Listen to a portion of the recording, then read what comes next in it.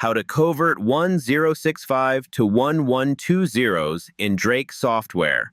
Open Drake software and wait for the main screen to appear.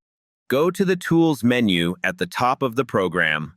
Click File Maintenance from the menu list.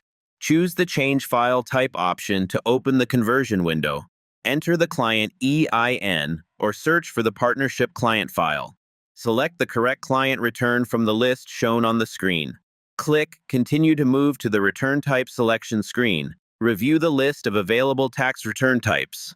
Select 120S as the new return type for the client. Confirm the conversion request when Drake asks for approval. Wait while the program converts the 1065 return to an 1120S return. Open the converted client return after the process finishes. Review the transferred information such as name, address, and tax year. Save the return and continue preparing the 1120S return in Drake software. Thank you for watching.